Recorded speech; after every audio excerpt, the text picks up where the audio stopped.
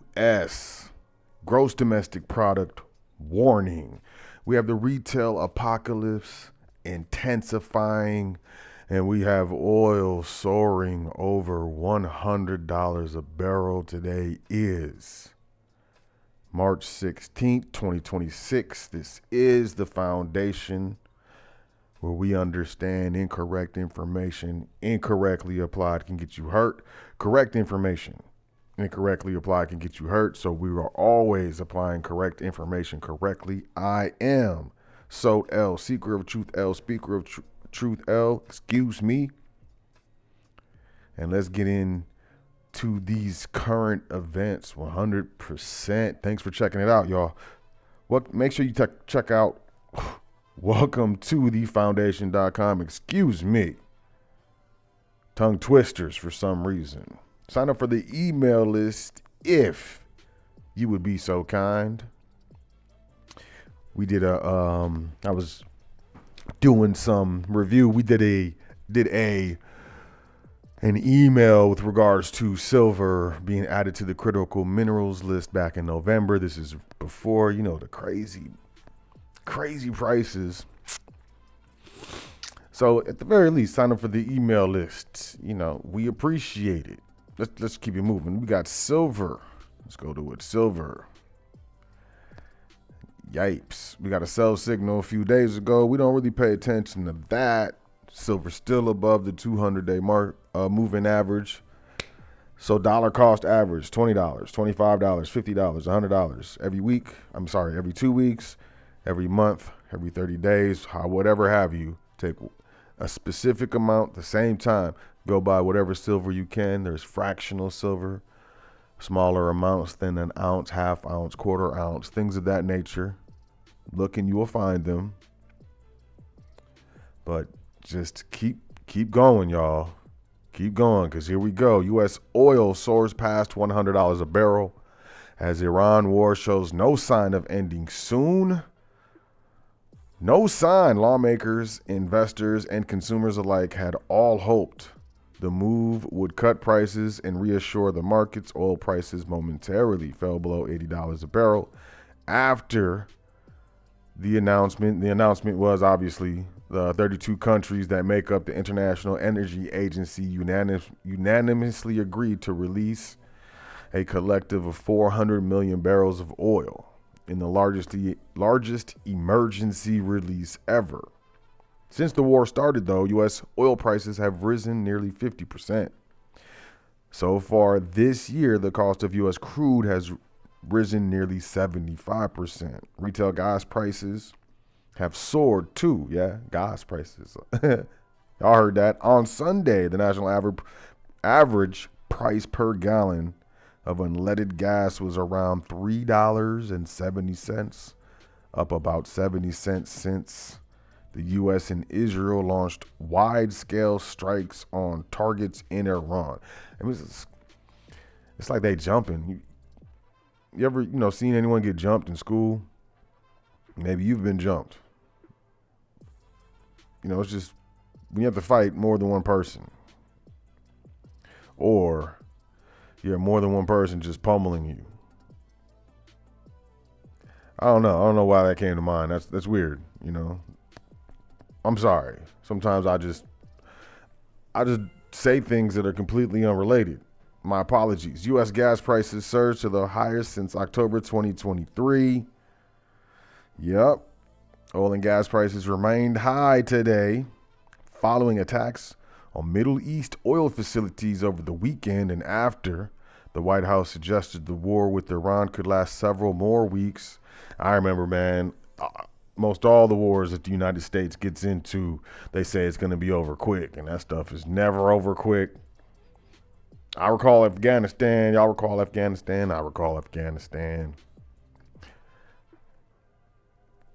Trump touts historic $300 billion Texas refinery as first new U.S. plant in nearly 50 years. America first refining facility in Brownsville, Texas. Involves Indian partners in what Trump calls a $300 billion historic deal. Situated in a massive deep-water foreign trade zone, the project will leverage advanced infrastructure and strategic rail and sea connections to transport low-carbon fuels and other energy products. Quote, America is returning to real energy dominance. This is a historic $300 billion deal. I'm just minimizing this whole time. I apologize. The biggest in U.S. history, a massive win for American workers, energy, and the great people of South Texas.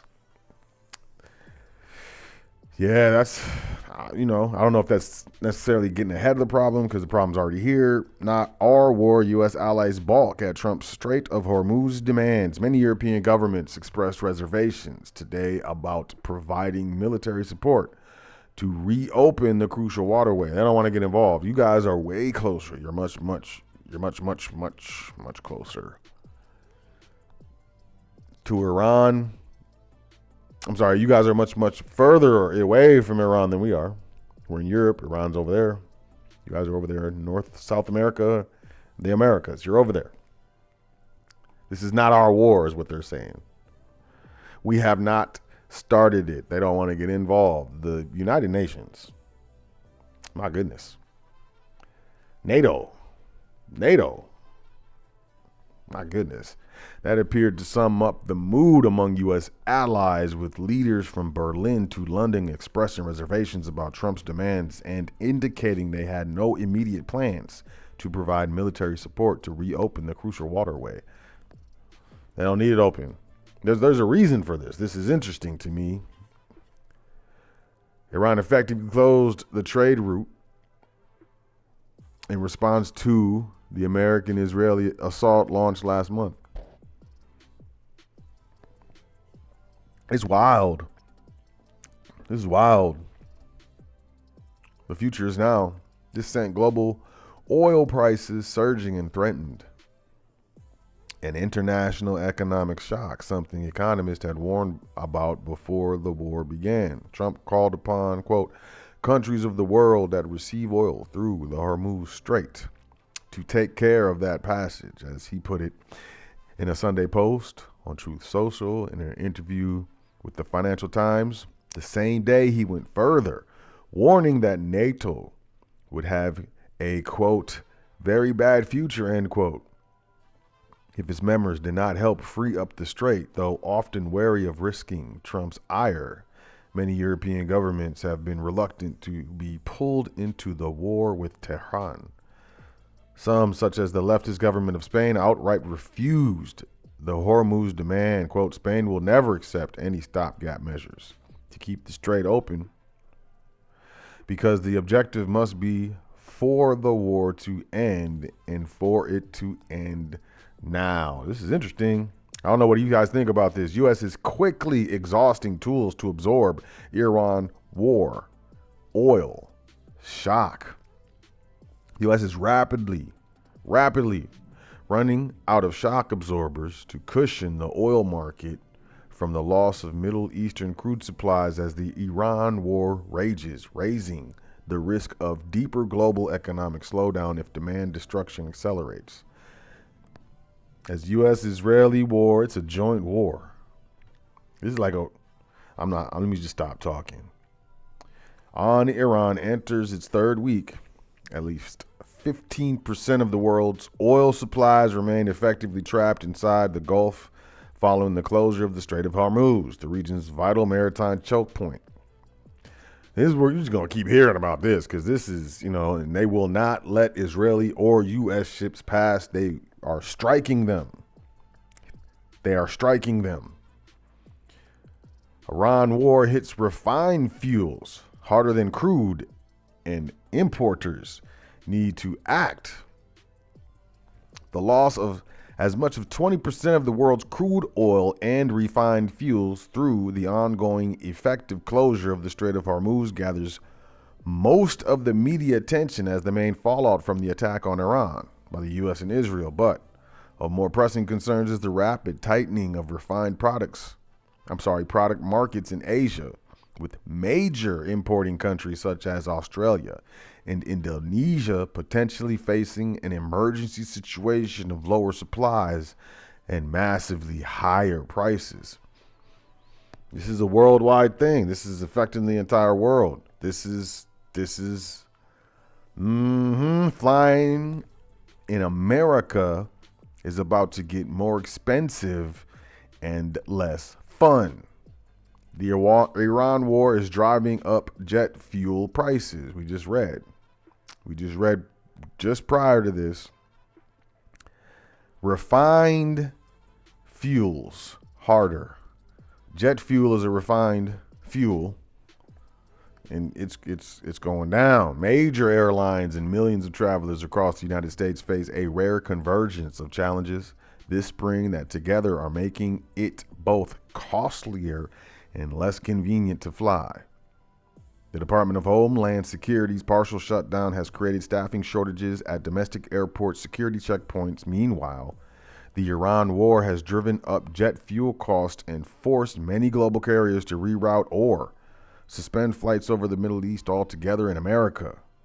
The busiest spring break week of the year kicked off Sunday, just days after tens of thousands of Transportation Security Administration workers who conduct airport screenings missed their first full paychecks of the DHS shutdown. With no end in sight for the funding lapse, federal airport security workers are considered, quote, essential employees, end quote, during government shutdowns, so they are required to report to work even if they're not being paid. Sounds like slavery. More than 300 TSA workers have quit since the partial government shutdown began February 14th.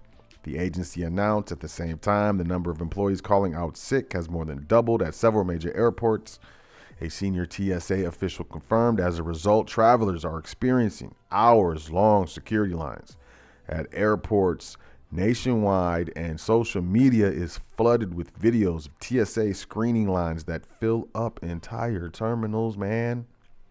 Meanwhile, the Iran war and the blockade of the Strait of Hormuz off Iran are driving up the price of oil worldwide and causing a surge in the cost of jet fuel. On Fridays, the spot price of a gallon of jet fuel was $3.99, roughly double the price at this time last year, according to Argus U.S. Jet Fuel Index.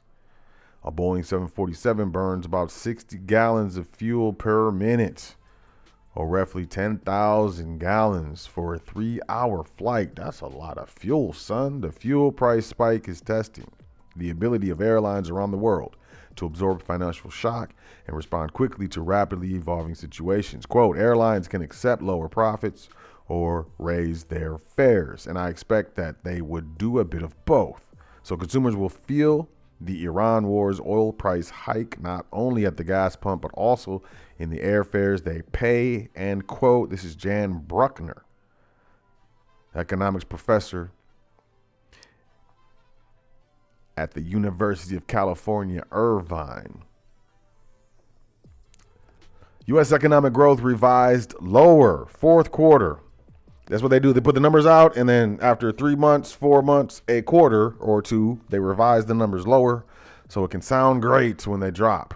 And then when you're not paying attention, this is why I like to do a lot of these types of articles and current events, because I like to bring this to people's awareness, because, initially it was shocking. How can governments and government agencies release numbers and then they're so wrong that they have to come back later and revise them down or up? Like, government, y'all should be getting this stuff right. It's not a mom and pop shop. Like, we would expect them to make mistakes. But the U.S. economy grew at a slower rate than previously thought. In the fourth quarter, after the Commerce Department released its first revision of real gross domestic product growth for the latest quarter, the Bureau of Economic Analysis released its second estimate of fourth quarter GDP, which showed the economy grew at 0.7% rate. That was slower than the 1.4% estimate of economists polled by LSEG So that's half. That's half. They revised it down. Taken together with the 0.6% GDP contraction in the first quarter of 2025, as well as increases of 3.8% in the second quarter and 4.4% in the third quarter, the U.S. economy grew at an annual rate of about 2.08% in 2025. That figure is subject to change, as the BEA will release a final revision to the fourth quarter GDP figure released today as more data comes in. So we're just going to keep releasing numbers. Too bad you can't do that if you're a taxpayer. Just keep revising your numbers as much as you want. I got some revised numbers here for you. Oh, what? A warrant from my arrest. A tax protester. Hold on, let me get you some revised numbers. New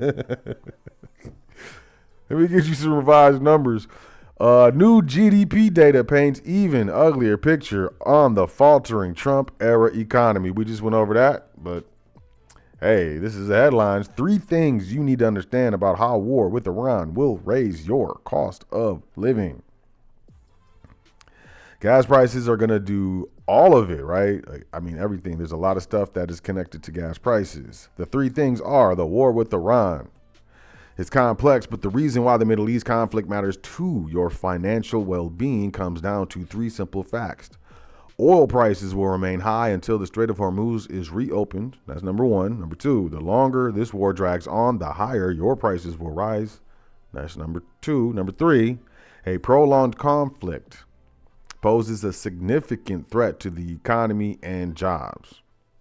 Here's what you need to know. I like it when people I don't even know, so some writer I've never even met, tells me what I need to know, right? What else do I need to know? This is all I need to know? Do I need to know anything else? Are you sure? What else do I need to know? There's only one thing the oil market cares about: getting the Strait of Hormuz reopened. Everything else is noise.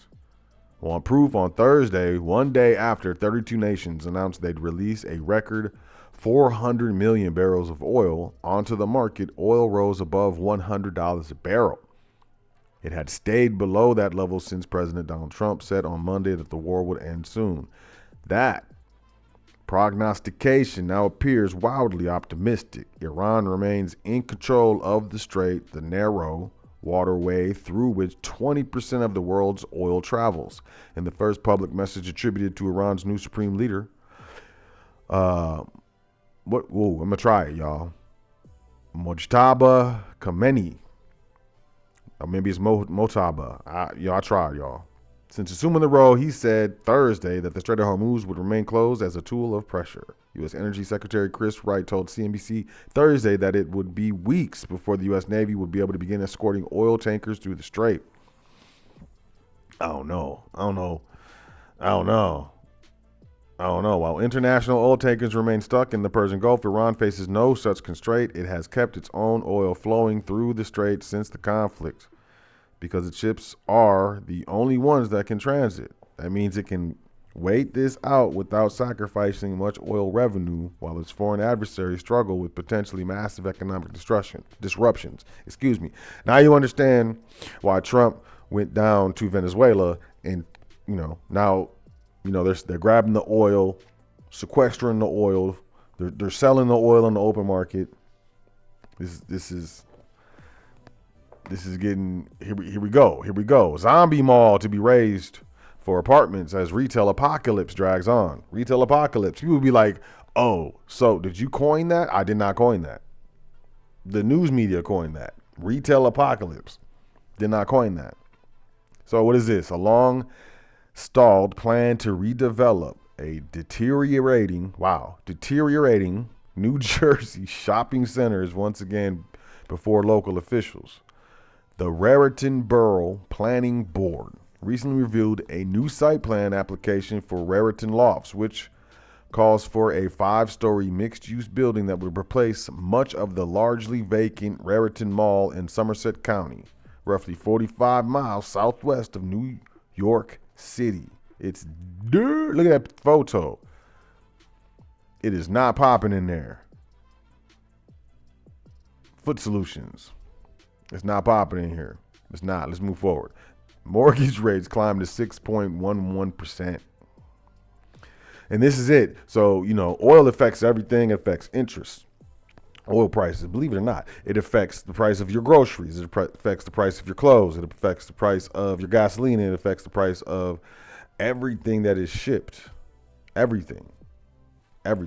Computers, products, everything. It affects the price of everything. So U.S. mortgage rates climbed this week as investors fret the economic impact of President Donald Trump's war on Iran, undoing some of the welcome progress in housing affordability.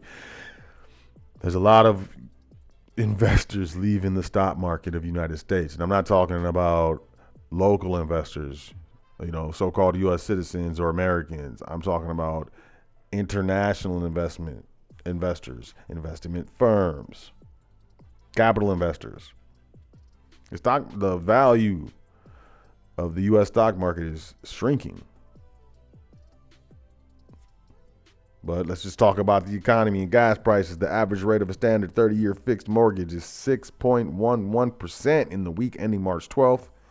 According to a survey of lenders by Freddie Mac released Thursday, that was the biggest weekly increase since April, when Trump's Liberation Day tariffs caused bond yields to spike just 2 weeks ago. The average rate slipped below 6% for the first time since 2022, crossing a key psychological threshold, that generally makes people feel more confident about buying a home.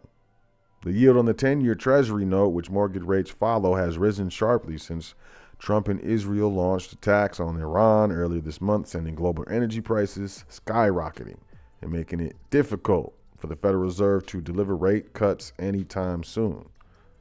Last Thursday, the 10-year yield rose to 4.25%, its highest level since February.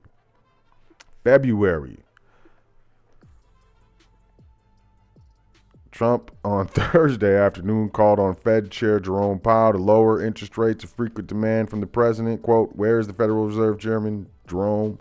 Too late, Powell, today. He should be dropping interest rates immediately, not waiting for the next meeting." End quote.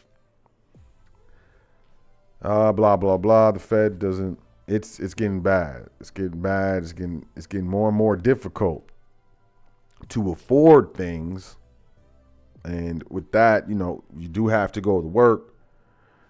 We do have to travel. So, the increase in the prices of petrol is going to affect everyone. But that's just economics. There's more to life than just economics. Definitely is. And things, always get better because it can't rain all the time. It cannot. Y'all have a great week. Enjoy yourself. Take care of yourself. Make sure you send 10 things that you're thankful for before you go to sleep tonight. And every night is very important. And I'll catch y'all tomorrow on current events. Peace, y'all.